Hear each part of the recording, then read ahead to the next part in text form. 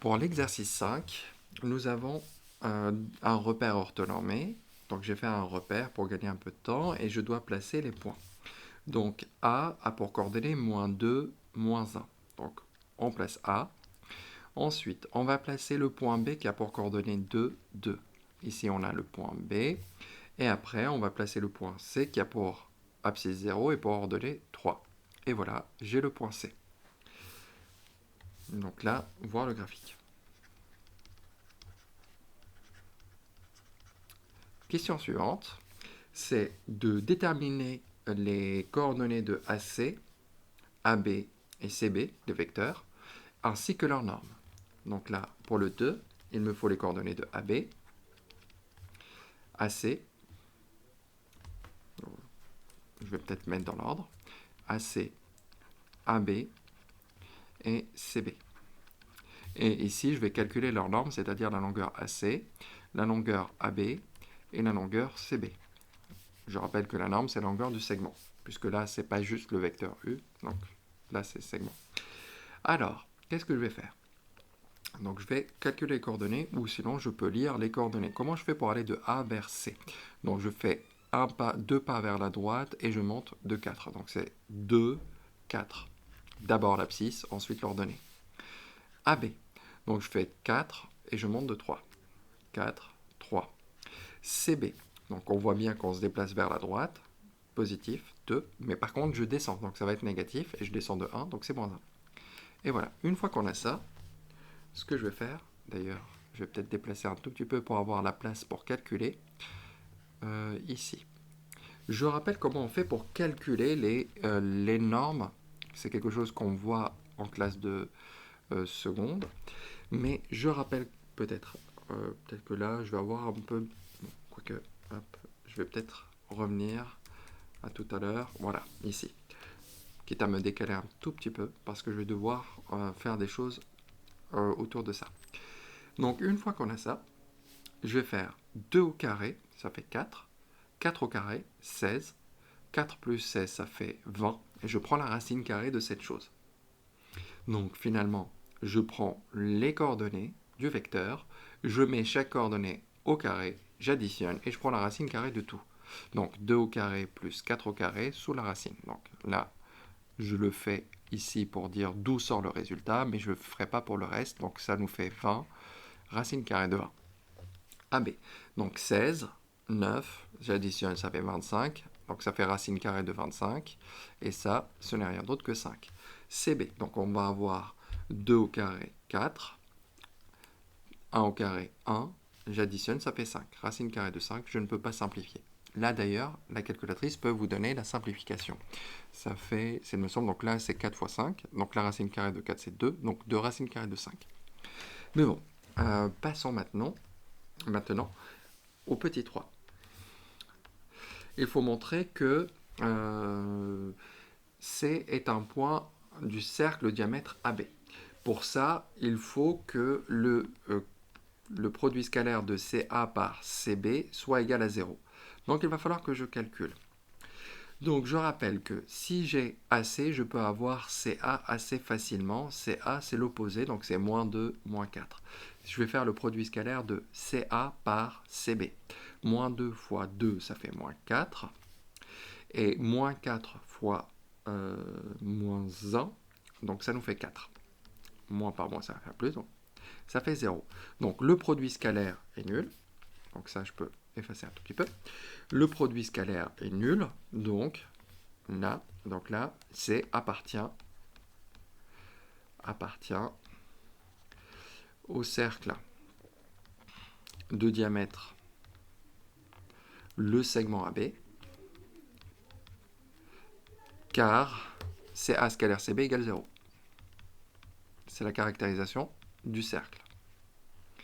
Une fois qu'on a ça, on passe au petit 4. Le petit 4, c'est calculer AC scalaire AB. Alors, AC scalaire AB. On a AB et AC, donc il va falloir que je fasse le calcul. 2 fois 4, 8.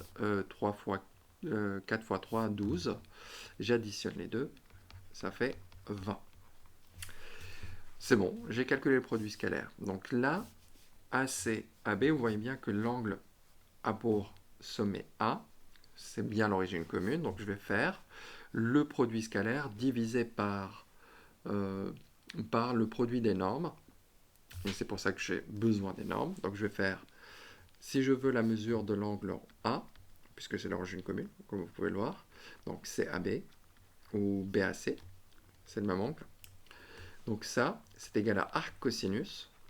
Je rappelle que c'est le produit scalaire des deux vecteurs divisé par leur norme, c'est-à-dire les longueurs des segments AC et AB. Donc AC fois AB. Une fois que j'ai ça, je remplace, bon, à cos, ça dépend, on peut mettre cos moins 1. Donc on a calculé le produit scalaire, on a trouvé 20 sur, ici on a 5 fois racine carrée de 20. Une fois qu'on a écrit ça, on prend la calculatrice et on va faire arc cosinus de 20 divisé par 5 fois racine carrée de 20. Et donc ça me fait environ 26,6 degrés. 26,6 degrés. Et voilà, c'est fini pour le petit 4. On va passer maintenant à ça. Donc là, on se sent bien que ici, puisque on a un produit scalaire MA, MB, ensemble de points M, tel que MA, MB, puisque c'est les... ça va être un cercle, normalement, si tout va bien. Donc qu'est-ce qu'on va faire? Donc on va introduire le point I, le milieu de AB. Soit I, le milieu de AB. Du segment. Okay, donc, le produit scalaire MA scalaire MB, c'est la même chose. Hop, ça c'est pareil que MI carré, je rappelle cette propriété-là, moins donc le rayon carré, donc je rappelle d'ailleurs le rayon, la distance AB, donc là, soit je fais la distance au carré divisé par 4, donc 5 au carré divisé par 4, soit je fais la moitié de 5 au carré. Donc 2,5 au carré, c'est la même chose que 25 divisé par 4. 2,5 au carré, ça me fait 6,25. Et je rappelle que 11 quarts, ça c'est 2,75. Voilà. Donc je remplace. Donc finalement, cela revient à dire que MI carré égale, donc si je passe, donc si je fais 6,25 plus 2,75, ceci va me faire 9. Par conséquent, attention, je n'ai pas le droit d'écrire l'équivalence parce que quand un carré est égal à 9, il y a deux possibilités, il y a moins 3 et 3. Sachant que MI est une longueur, on va prendre la valeur positive. Donc, MI égale racine carrée de 9, c'est-à-dire 3. Qu'est-ce que c'est que cet ensemble? L'ensemble des points qui vérifient cette égalité,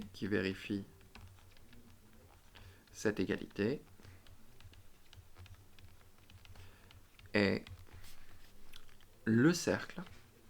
Je connais le centre et son rayon, qui est là. De cercle de centre I et de rayon 3. Et voilà, on va passer au petit 6. Alors, le point N, vous voyez bien, il ne revient qu'une fois dans le produit scalaire, ça veut dire que ça ne va pas être un cercle. Ça va être une droite perpendiculaire à AB. Puisque vous voyez bien ici, c'est par rapport à AB. Donc, ça va être perpendiculaire à AB.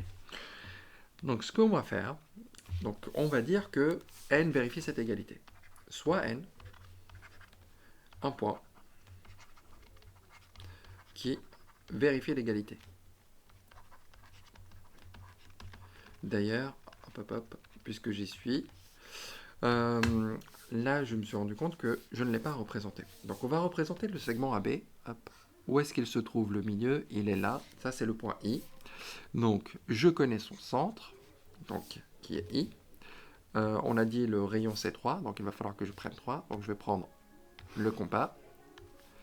Et je viens piquer en I, je prends un rayon de 3 et je trace le cercle. Voilà. C'est bon?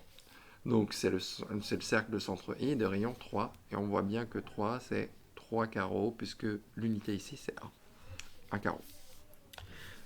Alors, donc une fois qu'on a fait ça, je monte un tout petit peu et je reviens. Donc, on va faire le projeté orthogonal de n sur la droite AB. Donc, soit H,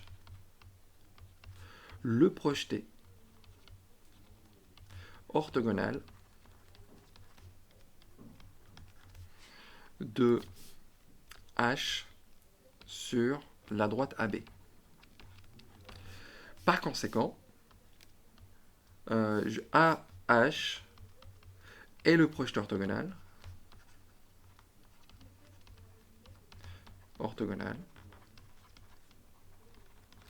de AN sur la droite AB.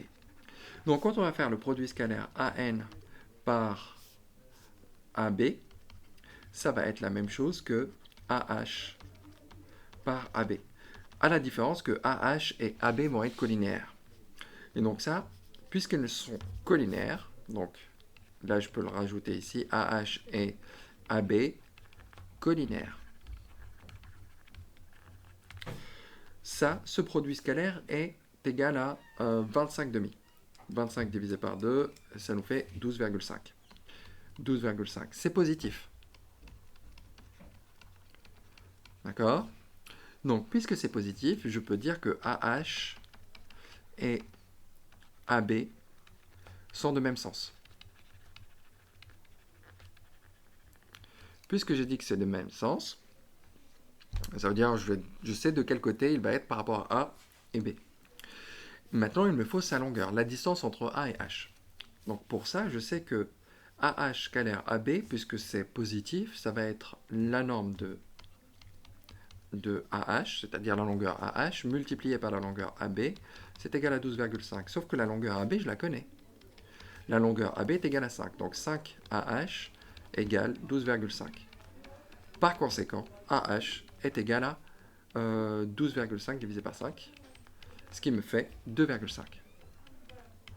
Alors, donc si je reviens à mon dessin ici, donc je sais que ça va être AH et AB vont aller dans le même sens, donc ça va être en haut à droite là, et je sais qu'il se trouve à 2,5. Mais en fait, finalement, H c'est le point I.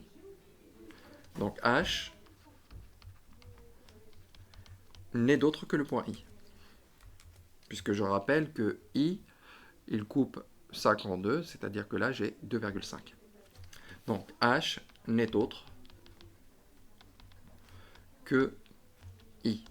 Donc le milieu, puisqu'on l'a déjà placé, le milieu de AB, le segment. Donc finalement, cet ensemble, qu'est-ce que ça va être? Ça va être la droite perpendiculaire à AB qui passe par I. Donc, l'ensemble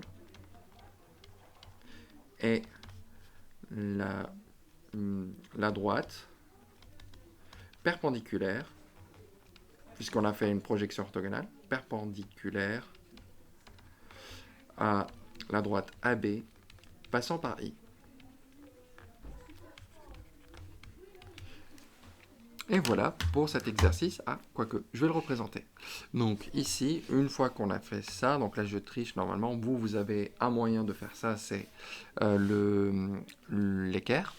Je ne l'ai pas, donc ce que je vais faire, je vais tracer AB, la droite AB, et je vais faire une rotation de ça, de façon à avoir 90 degrés. Donc là, je mesure, quand je vais faire tourner, on me dit la mesure de l'angle. Quand j'arrive à 90, je m'arrête. Et donc là, j'ai une droite perpendiculaire à AB et je vais la faire passer par I. Et voilà. Donc, hop. La deuxième partie ici, je n'ai pas dit. Cercle, représenté ici. D'ailleurs, je rappelle que ça va être, puisque là, on a un angle droit, je le dis, elle coupe, ce n'est rien d'autre que la médiatrice. Comme vous pouvez le voir ici, c'est la médiatrice. Et voilà pour l'exercice. On en a terminé.